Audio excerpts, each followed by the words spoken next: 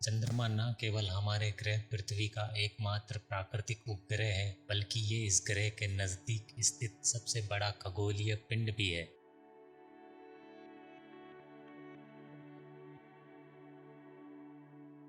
चंद्रमा, जिसे हम हमारे सबसे नजदीक स्थित नई दुनिया भी कह सकते हैं, और इस दुनिया को लेकर न केवल वैज्ञानिक बल्कि मानव समाज भी काफी उत्साहित रहता है।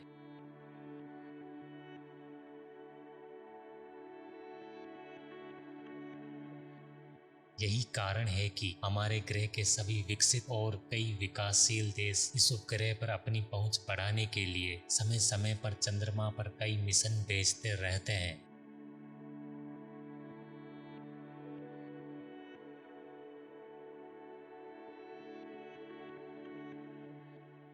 चंद्रमा हमारे ग्रह का सबसे नजदीकी खगोलीय पिंड होने के कारण इससे जुड़े कई सवाल वैज्ञानिकों के दिमाग में उठते रहते हैं।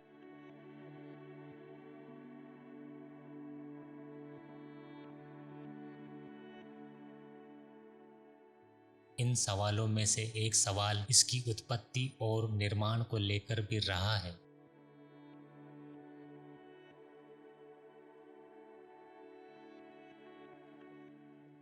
अमेरिका के अपोलो मिशन से पहले वैज्ञानिक मानते थे कि चंद्रमा हमारे सौर मंडल का कोई पिंड है जो पृथ्वी के करीब से गुजरते वक्त इसके गुरुत्वाकर्षण में फंस गया था, और इस घटना के बाद से ही ये हमारे ग्रह के चारों ओर परिक्रमा करने लगा होगा।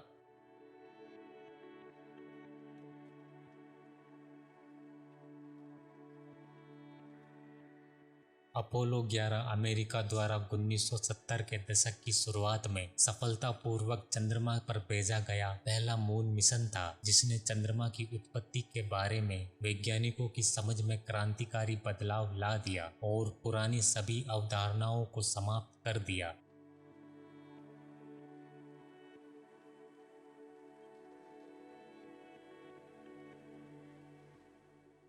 इस मिशन के बाद अमेरिका द्वारा चंद्रमा पर और दूसरे अन्य अपोलो मिशन भी भेजे गए थे।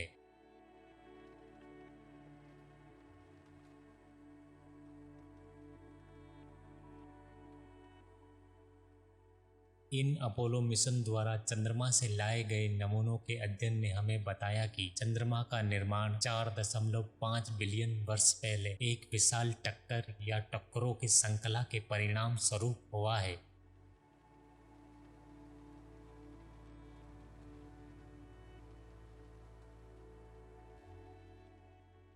चंद्रमा के नमूनों के अध्ययन से ये भी पता चलता है कि चंद्रमा का निर्माण सौरमंडल बनने के लगभग 60 मिलियन वर्ष बाद हुआ है।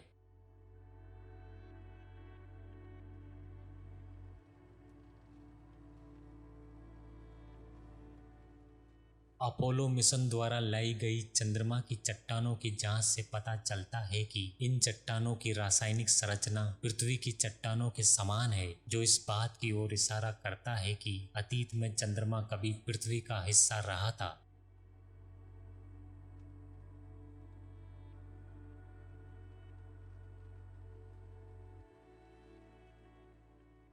इस मिशन के बाद सभी वैज्ञानिक इस बात पर सहमत हुए कि सौरमंडल के निर्माण के समय लगभग 4.5 बिलियन वर्ष पहले शायद मंगल के आकार के एक या कई पिंडों की टक्कर पृथ्वी से हुई होगी, और इस टकराव से अंतरिक्ष में पिघला हुआ या वाष्पीकृत मलबा फैला होगा।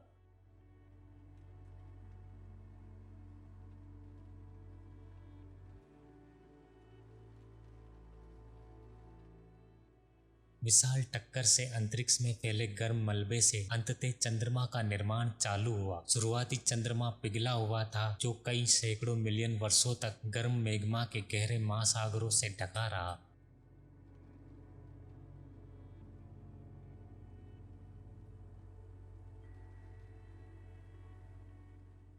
चंद्रमा की सतह पर एंथ्रोसाइट चट्टानों की उपस्थिति इस बात की ओर इशारा करती है कि चंद्रमा पर कभी गर्म मैग्मा के गहरे महासागर रहे होंगे।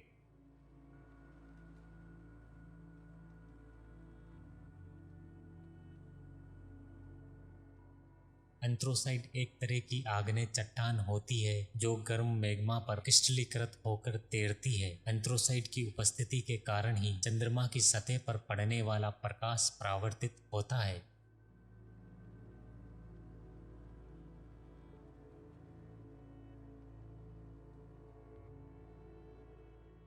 चंद्रमा की सतह की मिट्टी के विश्लेषण से यह भी पता चलता है कि ये चूर्णित चट्टानों की बनी है जो पूर्व में हुई किसी ऊर्जावान टक्कर की ओर इशारा करती है। इसके अलावा चंद्रमा के मेंटल से प्राप्त बेसाल्टिक चट्टानें पृथ्वी के मेंटल में मौजूद बेसाल्टिक चट्टानों से काफी समानताएं दर्शाती है।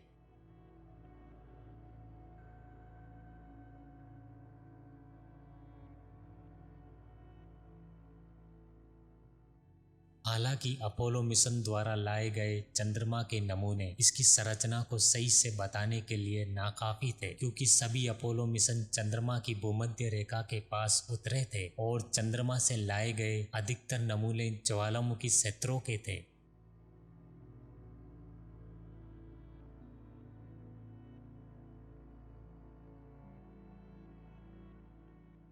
वैज्ञानिक चाहते हैं कि उन्हें चंद्रमा के अलग अलग स्थानों या सतह की गहराइयों से प्राप्त नए नमूने मिले ताकि चंद्रमा के निर्माण के इतिहास की अन्य अतिरिक्त परतों को उजागर किया जा सके।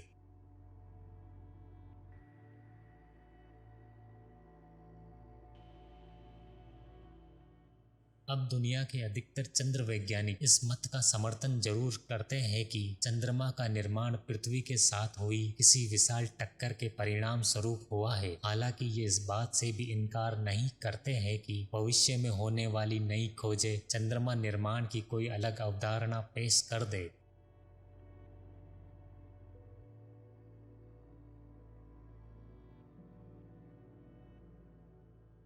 क्योंकि चंद्रमा की सतह के आसपास और इसके नीचे कई ऐसे सुराग मौजूद है जिन्हें अभी खोजा जाना बाकी है।